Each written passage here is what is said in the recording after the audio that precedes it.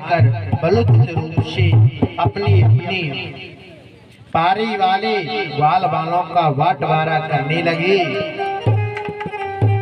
श्री बलराम जी ने कहा, हाथ मार। मैंने श्री दामा लेने। श्री कृष्ण ने कहा, हाथ मार सन्मुखा लीनो। इन प्रकार दोनों पाली के सदस्यों ने श्री कृष्ण ने कहा, हे कन्हैया आप सुनते हो, इसलिए वह श्री कृष्ण पाली में शामिल होगा। अब उन्होंने एक स्थान का चयन किया जहां हारने वाले और जीतने वाले को अपनी पीठ पर चढ़ाकर ले जाते हैं। अगर कोई हार जाएगा तो भैया कोई हारने वाला उनको पीठ पर चढ़ाकर ले जाएगा। अब तो खेल शुरू हुआ। उसमें बलराम जी के साथ श्री दामा वृषभ आदि खेल के जीत गए। जब श्री कृष्ण के साथी ग्वाल वालों ने उन्हें अपनी पीठ पर चढ़ाकर ढूंढना शुरू कर दिया। श्री कृष्ण और सुदामा को भद्रसेन ने वृषभ और प्रलम्बन बलराम जी के अपनी पीठ पर चढ़ाकर ढूंढा। अब तो रावणासुर अपने मन को मनोरथ मानता हुआ कि चलो एक तो हरण कर लिया, या ऐसा सोचता हुआ बड़ी फुर्ती से चला जा रहा था। अब तो जैसे ही चलते चलते जैसे ही पहुंचा, श्री सुखदेव जी कहते हैं, परीक्षित जब ग्वाल वाल खेल कूद के मग्न थे, निर्भय होकर प्रसन्नता पूर्वक तरह तरह के खेल खेल रहे थे। भैया आज तो ना अपन वो वाला खेल खेलेंगे, और कोई कह रहा है भैया आज तो अपन उस वाला खेल खेलेंगे। अब तो ग्वाल वाल ने कहा कि भैया कृष्ण आज तो हम हमारे हिसाब से खेल खेलेंगे। उधर सुदामा कह रहा है कि हम हमारे हिसाब से खेल खेलेंगे। भगवान श्री कृष्ण ने जब उनको रुआसी आवाज सुनी तब उन्होंने उन कौओं का नाम लेकर पुकारा और शुरू कर दिया। और कौवे ने अपने नाम की ध्वनि सुनकर तथा श्याम सुंदर श्री कृष्ण को आवाज पहचान कर उत्तर भागना शुरू कर दिया। ग्वाल वाल भी उसी वन में उसी वन में भटकते रहे, चलने लगे। अब तो भैया आगे चल के कृष्ण भगवान आदि खेलने लगे। अब तो मैं आपको ध्यान योग, अगर आप ध्यान दो तो आपको दो चार बात अच्छी बता दूं। बताऊं? चलो, जो स्त्री शाम को भोजन बनाती है और उन भोजन की झूठे बर्तनों को अगर घर में रखती है तो वो लक्ष्मीहीन मानी जाती है। उसके घर कभी लक्ष्मी नहीं टिकती। क्या नहीं टिकती? लक्ष्मी। इसलिए माता बहन ध्यान दें कि कभी शाम के वक्त कभी भी झूठे बर्तन घर में नहीं रखना चाहिए। अगर जो स्त्री अपने घर में झूठे बर्तन रखती है वो श्रीहीन। अगर किसी के यहाँ लक्ष्मी नहीं रुकती हो, पैसा नहीं रुकता हो, तो उसको महालक्ष्मी के मंदिर में जाके 7 शुक्रवार क्या करना है? महालक्ष्मी के मंदिर जाए और 7 शुक्रवार तक कमल का जो फूल होता है लाल गुलाब का, उसमें कपूर रखे। क्या रखना है? कपूर रखना है। और कपूर जला के माँ भगवती की आरती करे। मैं गारंटी ले रहा हूँ 7 शुक्रवार में आपका धन रुकने लगेगा। 7 शनिवार पूर्ण नहीं होंगे जब तक आपके घर में धन रुकने लगेगा। अब तो भैया अगर किसी के यहाँ पितरों की व्याधा है, जिसके यहाँ ज्यादा पितरों की व्याधा, एक बात बताओ, पितरों की व्याधा कैसे पता चलता है? कोई आपसे कह दे कि तुम्हारे घर में पित्र है तो आप कैसे मानोगे कि हाँ मेरे घर में पित्र है? पितृ दोष है। मुझे बता सकते हो कोई? मैं बता रहा हूँ, ये आपकी जो आंखें है ना, आंखें, इसमें ये कारा कारा ये चिट्टा होता है ना, ये होता है पितृदोष का कारण। आप समझ जाना, अगर आपके यहाँ ये काला घेरा है तो आप समझ जाना कि हमारे घर में हम पर पितृदोष है।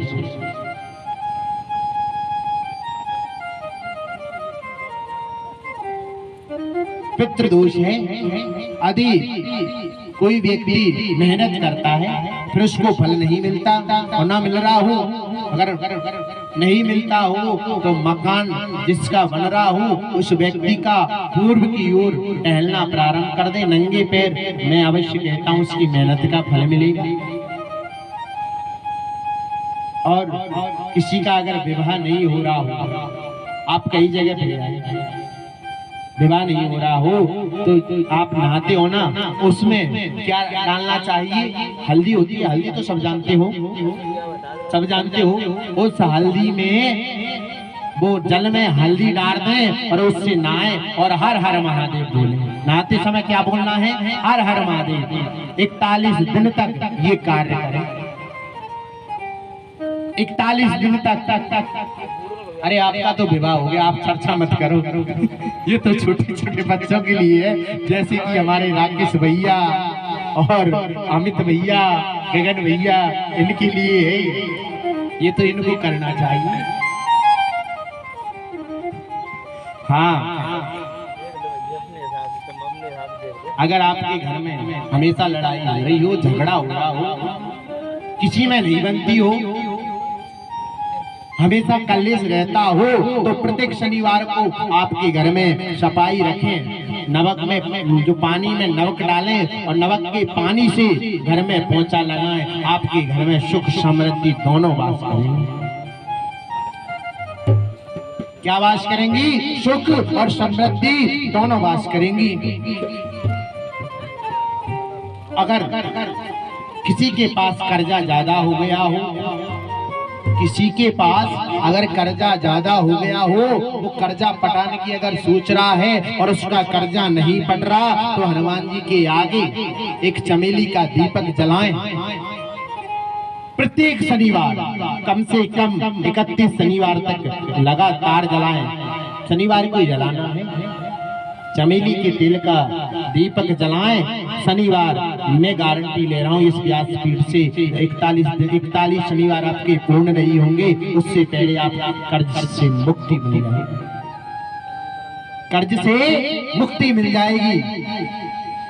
अगर आपके काम रुक रहे हो, आप कहीं भी जाएं, किसी ने आपसे बोल दिया कि भैया आप कल आना, आपका कल काम हो जाएगा, और आप कल पहुंचे और कल उन्होंने मना कर दिया कि भैया आज काम नहीं होगा, तो गुरुवार के दिन जाएं, 2 लड्डू ले जाएं और भगवान विष्णु के सामने 2 लड्डुओं को रखें और अपनी कामना प्रार्थना करें। ऐसा कार्य आप 21 गुरुवार तक करें, आपके बने बनाए काम अपने आप बनने लगेंगे।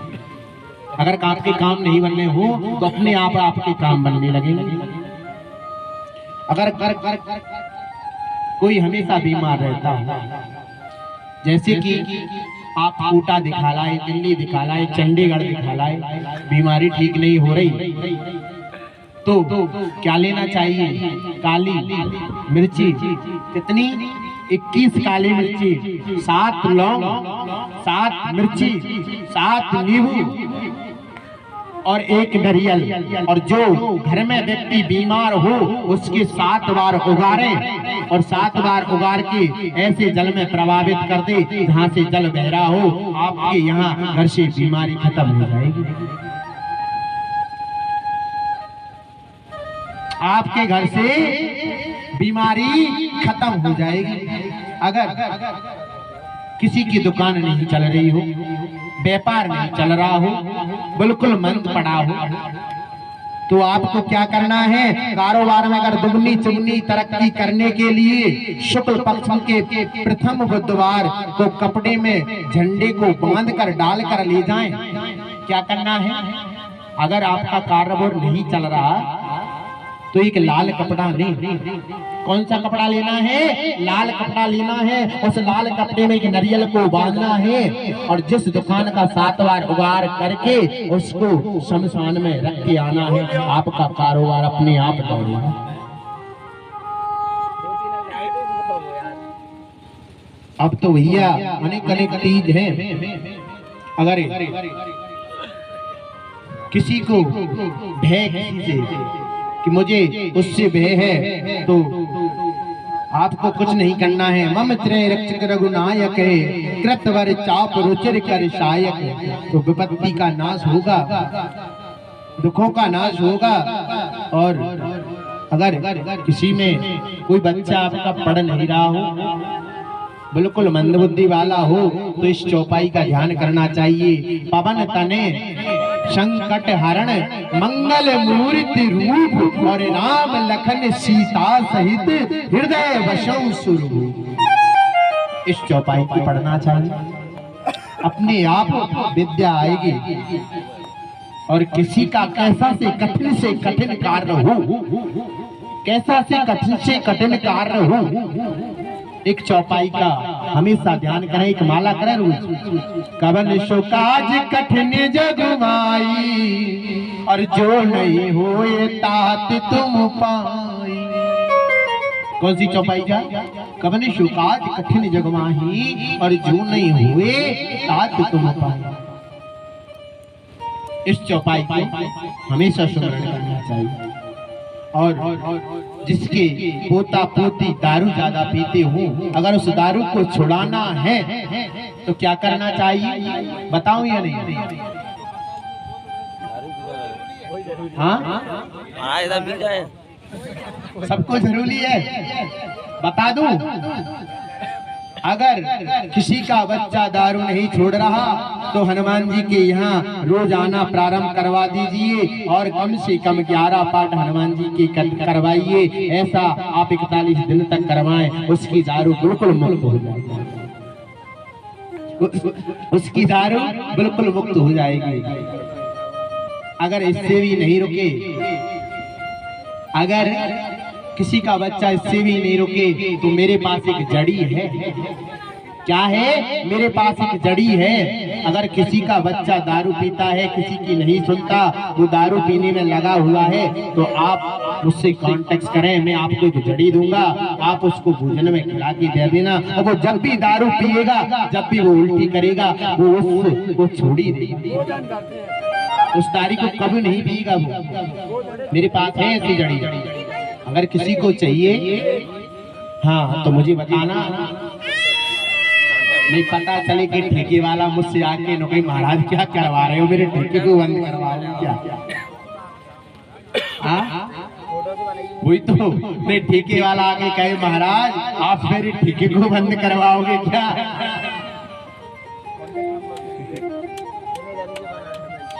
इसी प्रकार भैया अगर किसी को दुखों ने घेर लिया हो तो देहिक देविक भौतिक तापा और राम राज्य नहीं काहू ने व्यापा। हरि व्यापक सर्वत्र होने लगा है।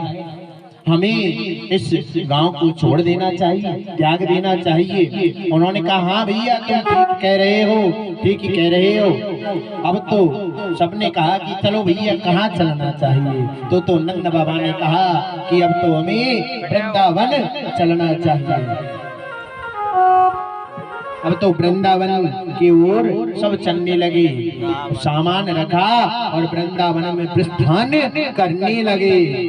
चल वृंदावन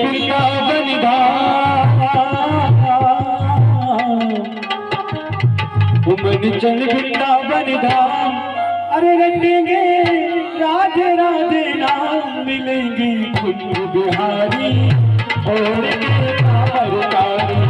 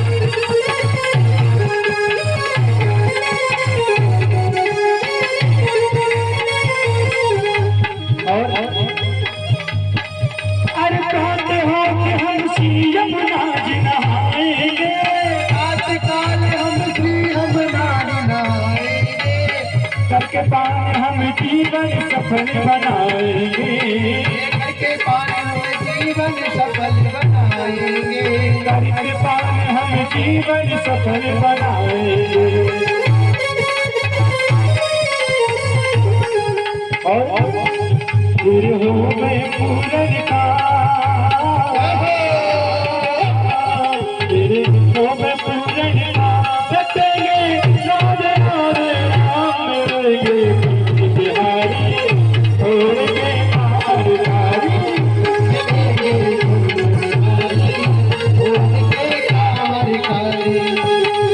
मन चल मेरा बनदा, मन चल मेरा बनदा, सतेंगे राधे राधे राम मिलेंगे बिहारी, छोड़ गए कारकारी मिलेंगे बिहारी, छोड़ के कारकारी।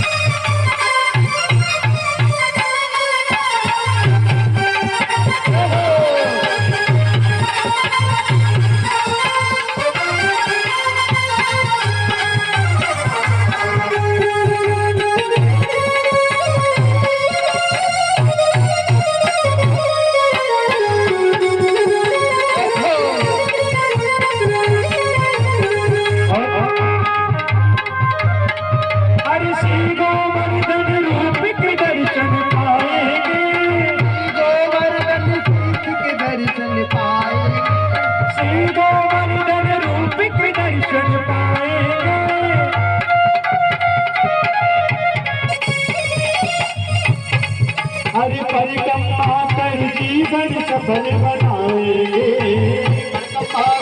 जीवन सफल बनाएंगे, करुणा सिखाए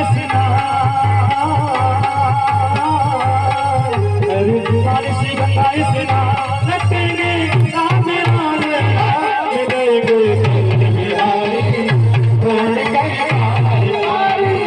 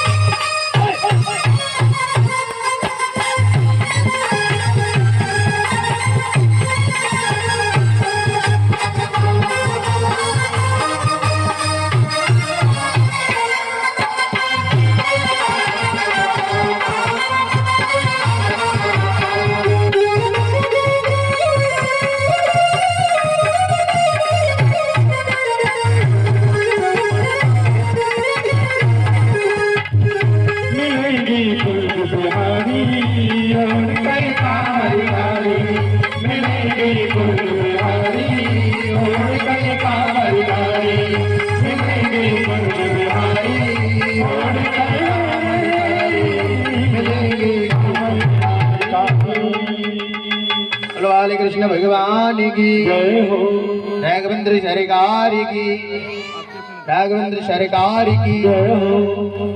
कुछ तो कह रहे हैं हो, कुछ कह रहे हैं जय हो। चलो एक बात बताओ मुझे, खाना खा के आयो ना सब? खाना खा के सब आयो ना? हाँ सब आयो? हाँ वही तो, तभी तो बोल रहा हूँ। तो शायद आज ज्यादा खाना खाया है, क्योंकि आप पे तो हाथ की ताली भी बजाई नहीं। पता है ताली बजाने से क्या होता है? पता है आपको? इसको बजाने से ना ये दोनों मिलते हैं और इसमें से भगवान राम की धुन होती है। क्या होती है? भगवान की राम नाम की धुन होती है, और जैसे इसको बजाओगे उसी प्रकार इसकी रेखा अपने आप बनेगी। इसलिए ताली बजाई जाती है। तालियों का भी महत्व है। इस ताली को बजाने से अपने जो हाथ की जो गड़बड़ रेखा होती है ना, वो गड़बड़ रेखा सही हो जाती है। इसलिए भगवान के भजन में, पाठ में, पूजा में इस ताली को बजाया है।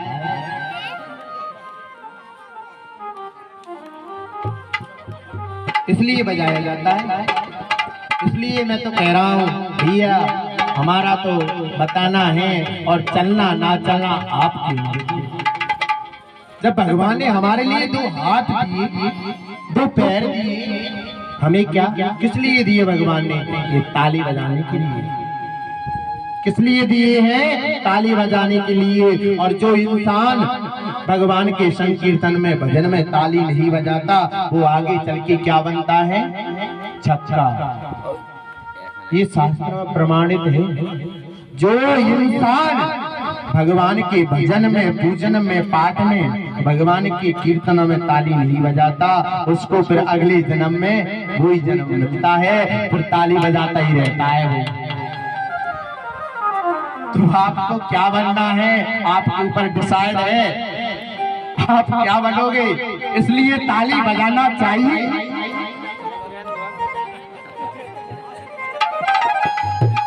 इसलिए ताली बजाना चाहिए। तो कौन कौन ताली बजाएगा? हाथ ऊपर करना। सब बजाएंगे? हाँ, अब तो सब बजाएंगे।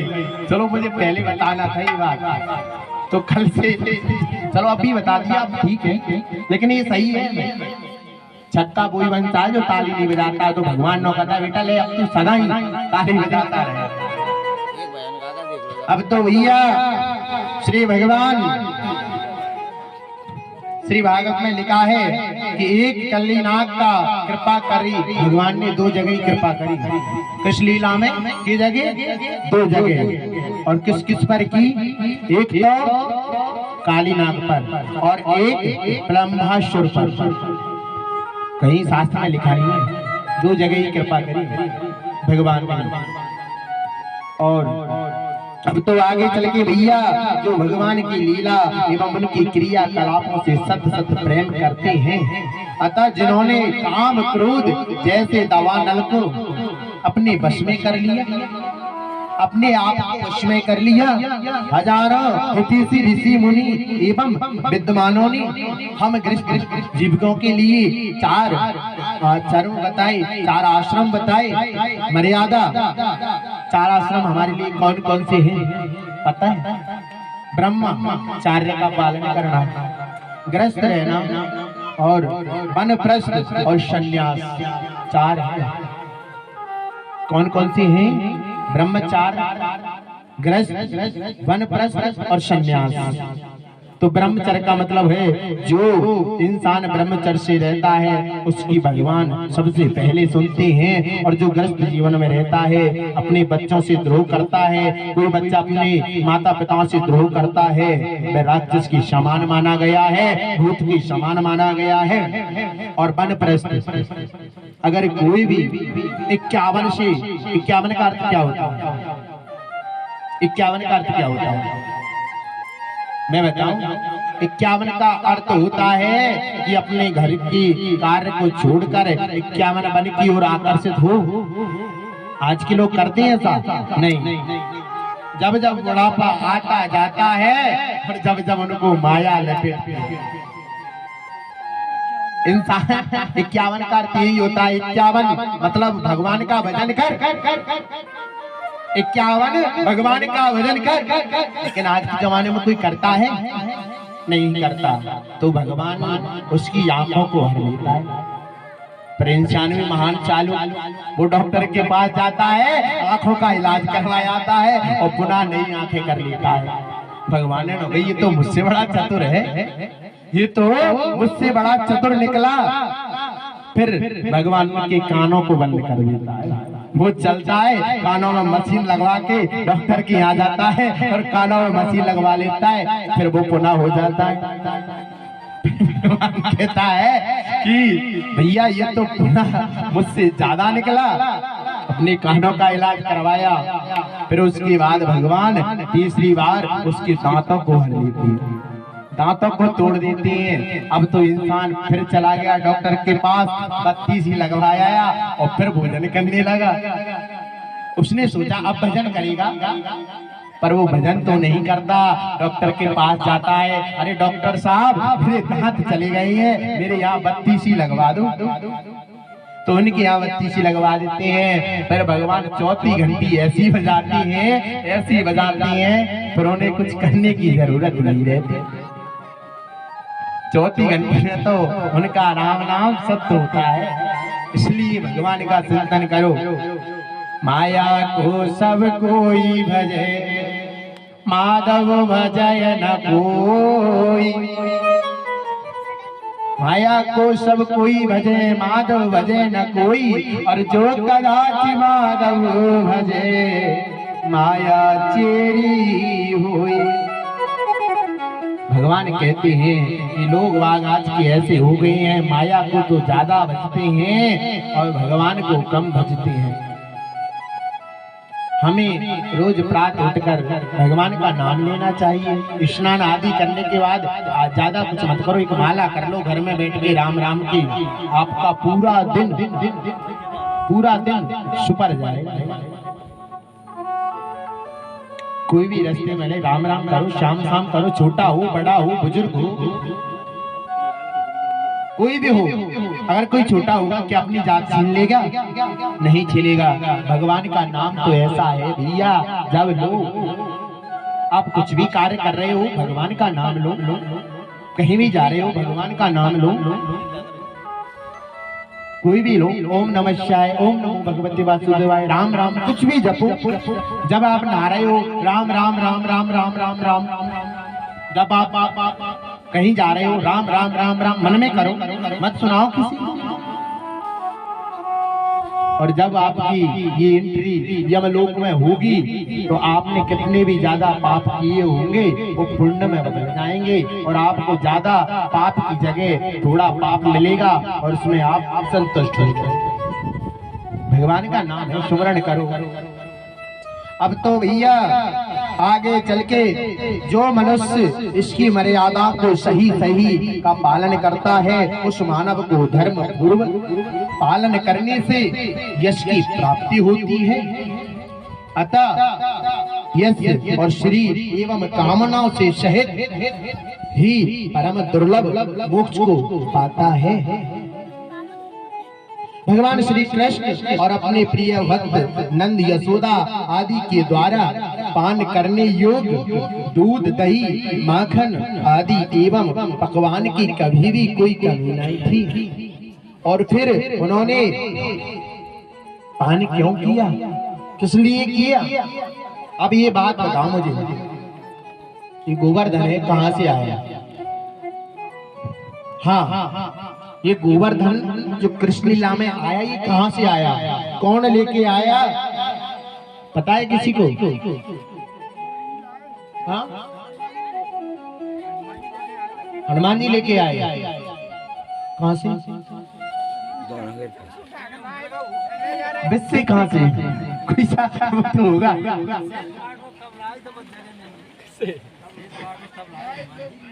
नहीं, मैं तो ये कह रहा हूँ कहाँ से लेके आए? से लाए होंगे।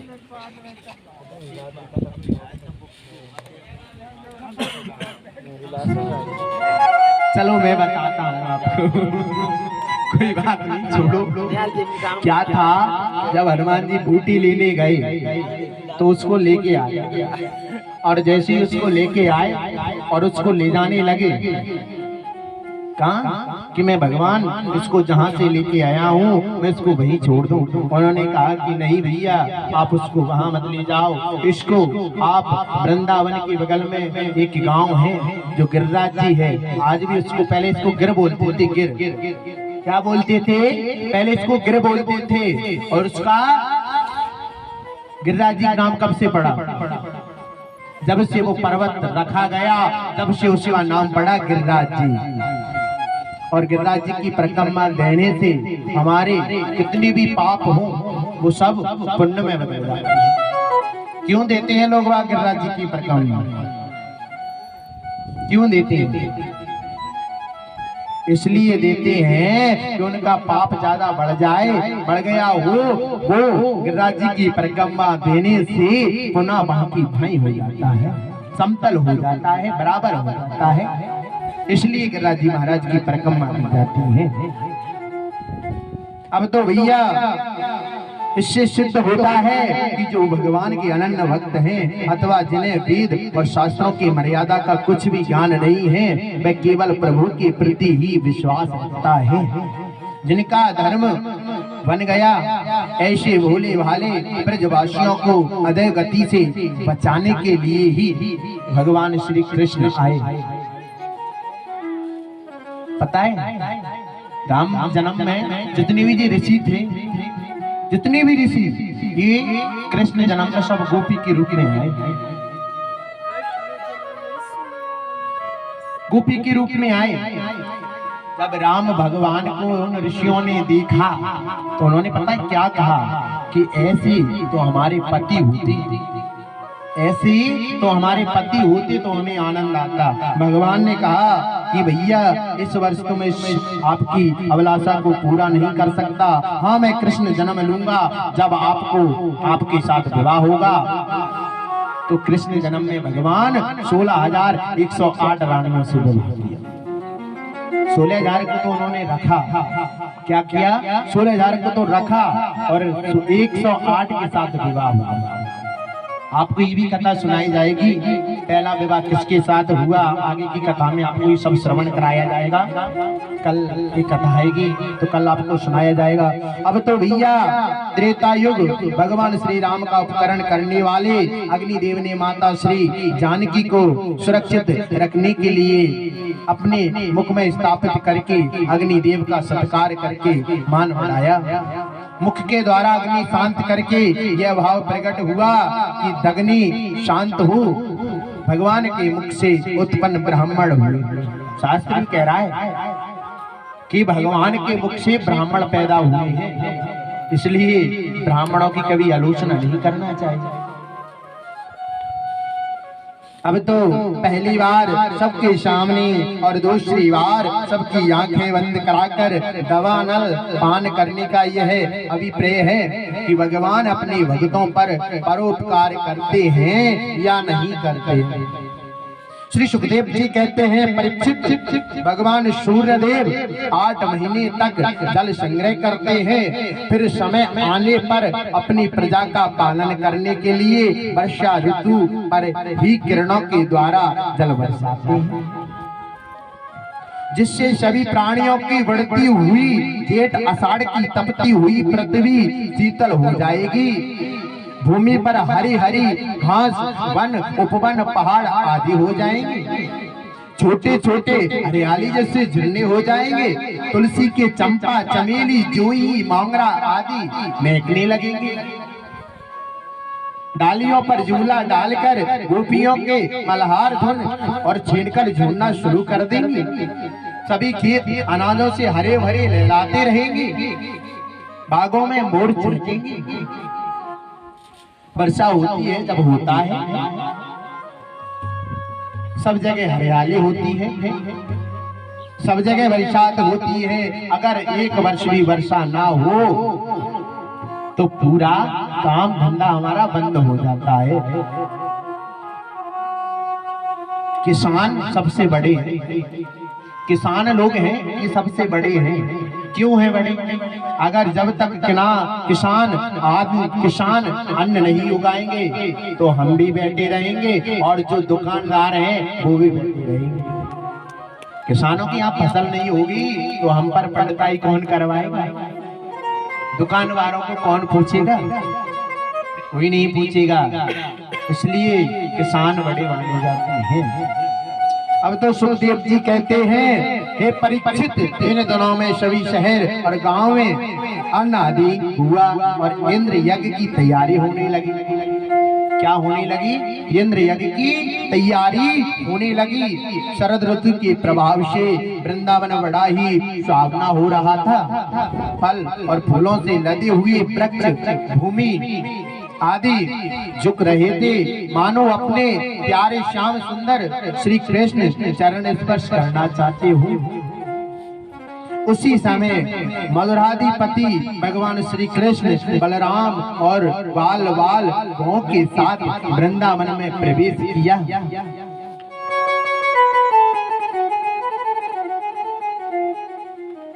और गांव को चराते चराते हे परीक्षित उसे सुना गोपियों का हृदय भगवान श्री कृष्ण से प्रेम परिपूर्ण हो गया।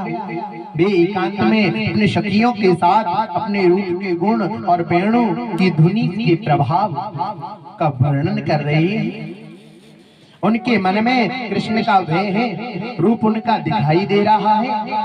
श्री श्याम सुंदर बाल बालों के साथ वृंदावन में प्रवेश करता, उसके सिर पर मोर मुकुट पीतांबर धारी है और उनके पास एक वंशी है जो उसको बजाते हैं। उसकी धुन से सब ऋषि मुनि तप यज्ञ सब एकत्र हो जाते हैं। अब तो पिया वासुकी की तुदन पर अमरावती जैसे ही स्वर्ण करने लगी। गोपी एवं आपस में बात करने लगी, अरे सखी हम तो आंखन वाले भी और इन आंखन की वश इतनी ही सफलता जानी कि बलराम जी के मुख मधुर का पान करती रही। दूसरी सखी कहती है, अरे सखी ये वृंदावन को एक कन्हैया देख कैसा लग रहा है। कन्हैया कैसा लग रहा है? ये कन्हैया कारो कारो घुघराली लट वालो हमें देख कैसा लग रहा है, हमारी आंखन में बस गो। कन्हैया का ऐसा रूप था, पर कन्हैया को कोई एक बार देख ले वो देखता ही रह जाता। कन्हैया को कोई एक बार देख ले वो देखता ही रह जाता था। ऐसे थे कन्हैया।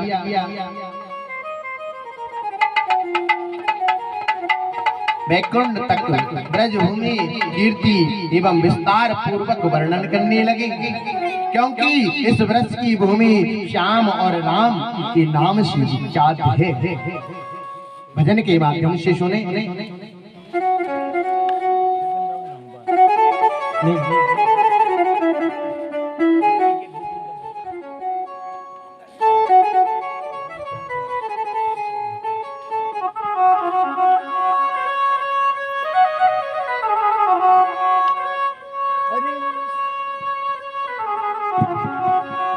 गोकुल की है गली में मथुरा की है गली में, गोकुल की है गली में मथुरा की है गली में। कान्हा को ढूंढती हूँ दुनिया की हर गली में, ढूंढती हर गली में। अरे गोकुल की है गली में मथुरा की हर गली में, गोकुल की हर गली में मथुरा की हर गली में। कान्हा को ढूंढता हूँ दुनिया की हर गली में, कान्हा को ढूंढता हूँ हर गली में। गोकुल की हर गली में मथुरा की हर गली में, गोकुल की हर गली में कान्हा की हर गली में। कान्हा को ढूंढता हूँ दुनिया की हर गली में, को ढूंढता हूँ हर गली में।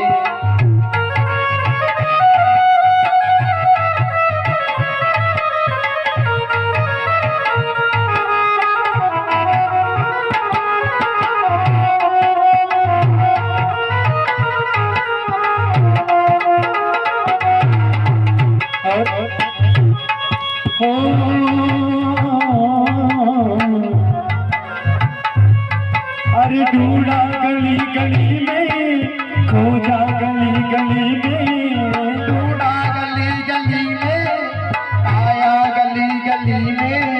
ढूंढा गली गली में, खोजा गली गली में, ढूंढा गली गली में, पाया गली गली में।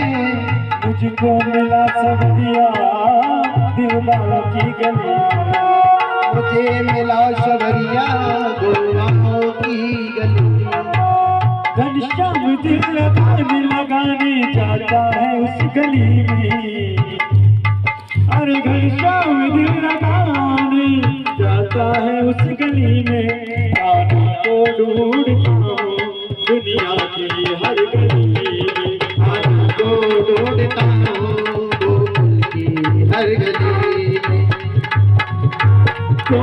की हर गली में मथुरा की हर गली में काना को ढूंढता हूँ दुनिया की हर गली में, काना को ढूंढता हूँ दुनिया की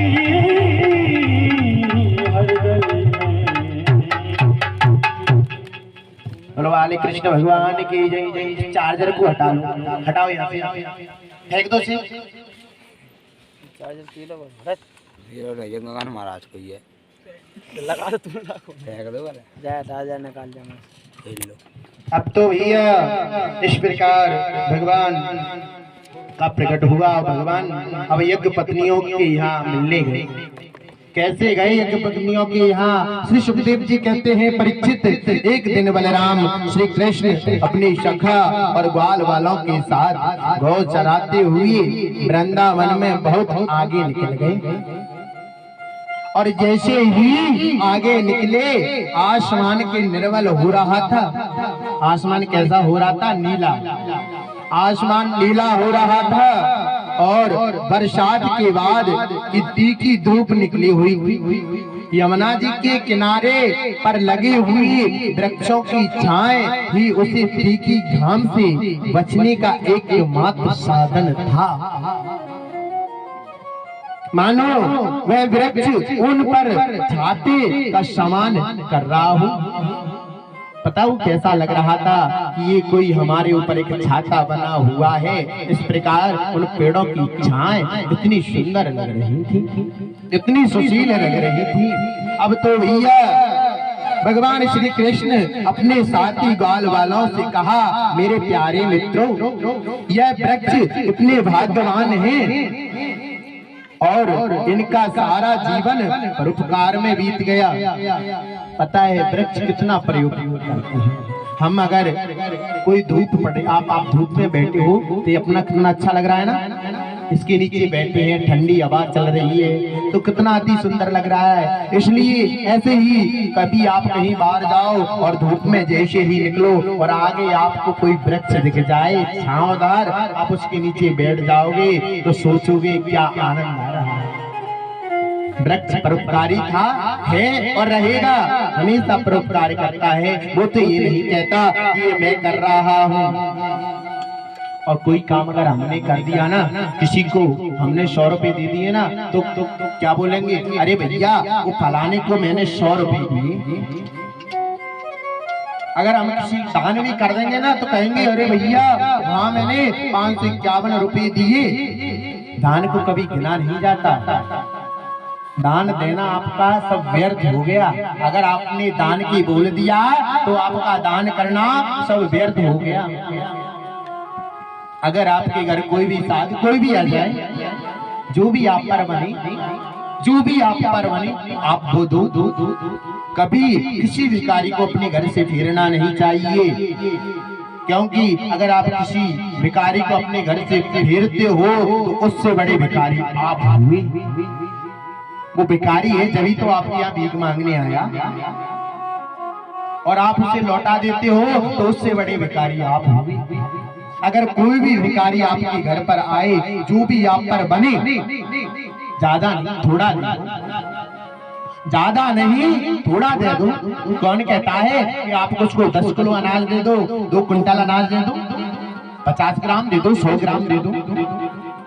पर भिखारी को कभी अपने घर से ऋण ना जाए, ऐसा विशेषकर आप ध्यान रखना। जितना बनी आप पर, 1 रुपये, 2 रुपये, 5 रुपये, 10 रुपये, जो भी आप पर बने आपको दो,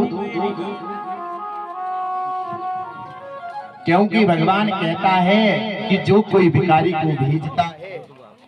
लाइट गई भैया। और ऐसे भिखारियों को मत दिया करो जो चप्पा पी रहे हो आपके पैसा को ले जाकर। ऐसे भिखारियों को भी नहीं देना चाहिए। अगर आप ऐसे भिखारियों को दोगे तो आपने जितने भी पुण्य करे हैं वो सब छीण हो जाएंगे। इसलिए भिखारी भैया ऐसे को दो जिसको पैसे की जरूरत हो। ऐसे भिखारी को मत दो कि आपसे उगा कर ले गया और गांव के बाहर जाकर दारू पीने लगा तो आपका पैसा सब व्यर्थ गया। इसलिए ऐसे भिखारी को आप कभी मत दो। अब तो भैया श्री सुखदेव जी कहते हैं, परीक्षित कि आगे चल के इनका सारा जीवन परोपकार में ही व्यतीत होता जाता है और स्वयं तेज वायु से झोंके वर्षा और घाम पाला आदि सहन करने की फिर सभी जीव धारियों का पोषण करते ही रहते हैं। जैसे सज्जन पुरुषों के घर से कोई भी याचक खाली हाथ नहीं लौटता, वृक्ष कबहू नहीं फल भाके, नदी न सचे नीर और परमारथ के कारण साधु धरा शरीर। और राजर्षि इस प्रकार बलराम श्री कृष्ण और ग्वाल वाल बात करते करते यमुना जी के निकट आए। प्यास लगी थी और गौ को यमुना जी के जल पिलाकर स्वयं भी जल पिया और गौ को जल घास चराने लगे।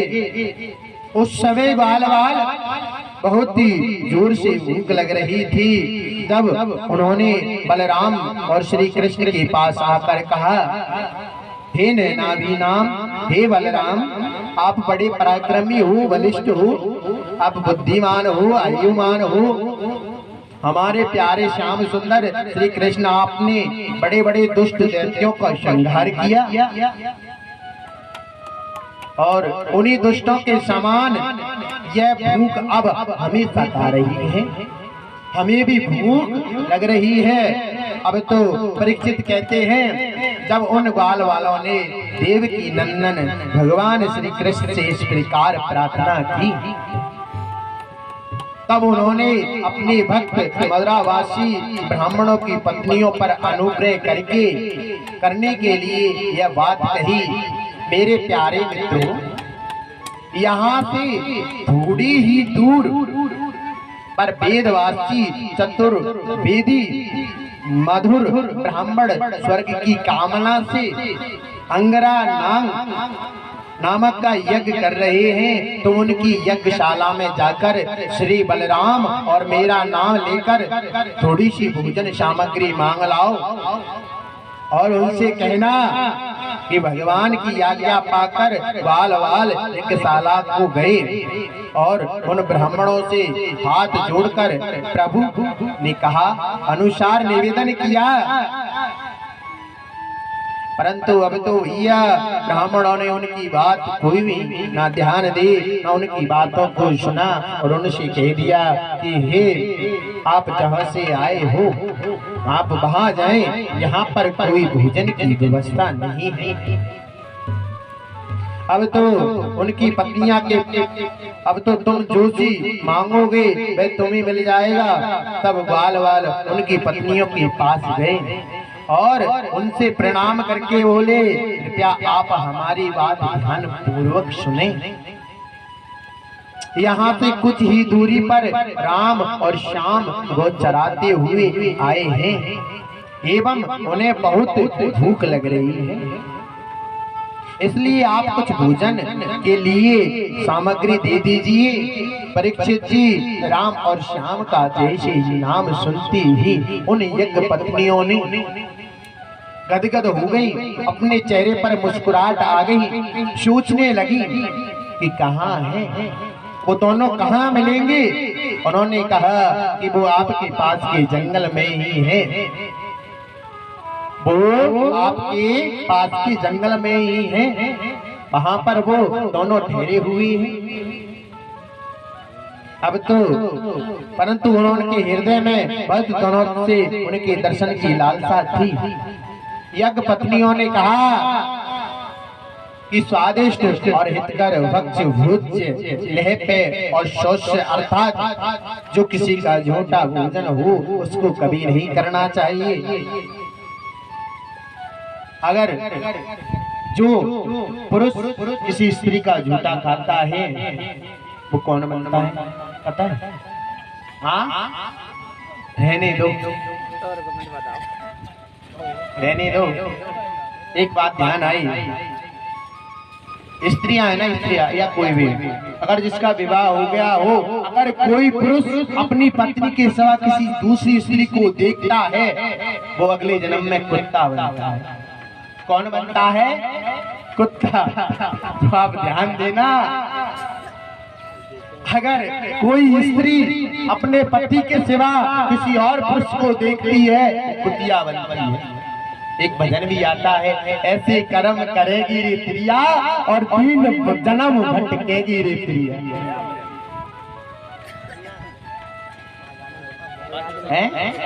ऐसी कर्म करेगी रे त्रिया और 3 जन्म तक भटकेगी रे त्रिया।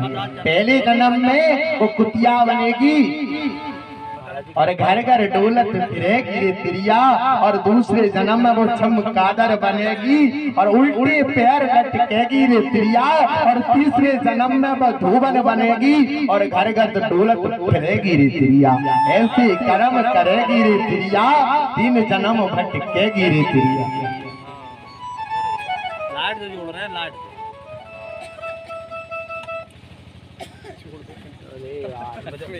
जोड़ता ही रहो रे, रात वाला देते हैं तो दोहराते ही कर रहे हैं भैया। चंदन दो नाम। इसलिए यज्ञ पत्नियों पर उनका उपकार हुआ। श्री सुखदेव जी कहते हैं, जब भगवान श्री कृष्ण इस प्रकार समझा कर कहा कि हे ब्राह्मण पत्नियां यज्ञशाला को लौट गईं, तथा किसी ने भी उनकी कुछ नहीं कहा। अब उन ब्राह्मणों ने वैदिक विधि के अनुसार अपने यज्ञ का कार्य पूरा किया। इधर भगवान श्री कृष्ण ने उन ब्राह्मणियों की लाए हुए 4 प्रकार के भोज प्राप्त हुए भोजन किया। नोनम भगवतो माया योगी नाम मोहिनी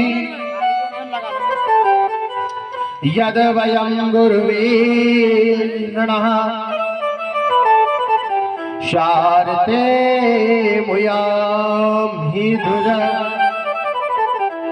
अर्थात निश्चय ही भगवान की माया बड़े बड़े योगियों को भी मोहित करने के लिए प्राप्त है, और मनुष्य के गुरु परंतु अपने सच्चे स्वार्थ और परमार्थ के लिए, विषय भोग के लिए ही गुरु हैं। अगर किसी का गुरु नहीं है ना, किसी का गुरु नहीं है, अगर आप पाठ पूजा कर रहे हो ना तो सब आपके व्यर्थ है। बिगर गुरु के सब आपका कार्यक्रम व्यर्थ है। इसलिए सबका गुरु होना चाहिए, और जिसका गुरु नहीं है वो कितने भी यज्ञ कर ले, कितने भी तप कर ले, उसका कोई पुण्य उसको नहीं मिलने वाला। इसलिए हर एक के जीवन में एक गुरु होना चाहिए, गुरु बनाना चाहिए, अपने कानों को फुकवाना चाहिए। बोलते हैं ना, मात पिता गुरु की ये वाणी और बिना विचार करहो सो जाना। कभी भी आप कोई कार्य कर रहे हो, मात पिता और गुरु ये अगर बोल दें तो बिना विचार कर दो, सोच मत करो उस चीज पर। मात पिता गुरु की ये वाणी और बिना विचार करो, बिगर विचार कर दो, कभी सोच मत करो। आदिवासियों में होता है 5 लोग इकट्ठे होते हैं और अपनी लड़की का विवाह खुद कर लेते हैं। 5 करती है ना आदिवासी लोग, और भी करते हैं, अब तो भीलों में भी होती है, भील भी करते हैं, इकट्ठा करते हैं। वो नहीं जानते ब्राह्मण, वो तो खुद ही ब्राह्मण है, जब तो उनकी शादी जल्दी टूट जाती है। ककड़ा धर लेती है। अरे एक वो भी है, एक कढ़ाई की 2 कन्ना, एक मरे तो दूजा करना।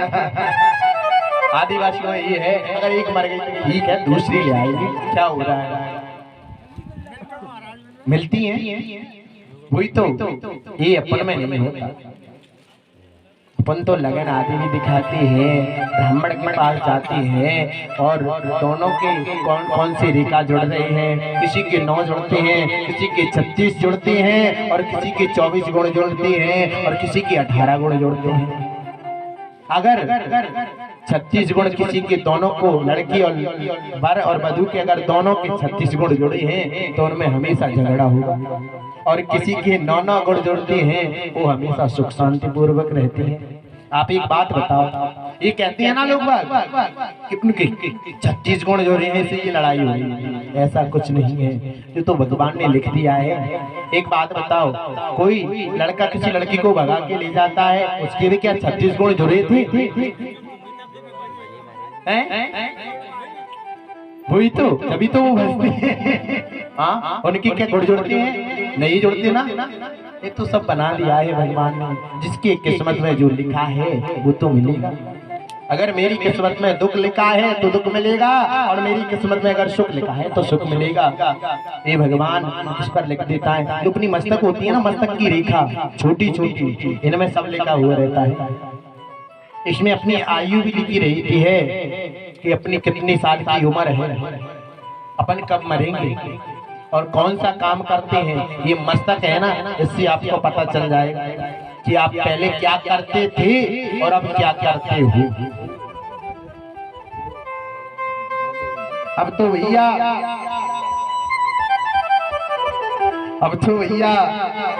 श्री सुखदेव जी कहते हैं, परीक्षित भगवान श्री कृष्ण और बलराम जी वृंदावन रहकर विविध प्रकार की लीला कर रहे थे। एक दिन उन्होंने देखा कि लोग इंद्र यज्ञ की तैयारी कर रहे हैं। यह जानकर भी भगवान श्री कृष्ण ने नंद बाबा आदि गोपों से कहा और पूछा, अरे बाबा आप ये क्या कर रहे हो? किसकी पूजा करने जा रहे हो? नंद बाबा ने कहा, लल्ला ये इंद्र की पूजा करने जा रहे हैं। ये क्या करता है बाबा? ये हमारे लिए बारिश बरसाता है। उस बारिश से हमारे यहाँ नई घास उत्पन्न होती है, उसको हमारे गाय चरती हैं और गाय चरते हमें दूध प्राप्त होता है। इसलिए हर वर्ष इंद्र की पूजा होती है, हम उसी पूजा के लिए जा रहे हैं। अच्छा, अब तो भैया आप यह सब मुझे अवश्य बतलाएं। यह बात सुनकर नंद बाबा ने कहा कि बेटा तेरे मन में क्या है? कर्मणः जायतं दान्तो कर्मणे विलिष्यते सुखम दुखम भयं क्षेमं कर्मणेव विवदते। ये तो भैया सुख दुख का जोड़ा है, आता जाता रहता है। प्राणी अपने कर्मों के अनुसार ही जन्म लेता है और कर्म से ही मर जाता है। उससे उसके कर्म अनुसार सुख दुख की प्राप्ति होती है। अब आप बोलो, ये मोदी है, मोदी को तो सब जानते हैं। इसको राजा क्यों हुआ? ये राजा क्यों बना? इसने पहले जमाने में कई वर्षों तक तप किया, जब इस जमाने में वो राजा बना।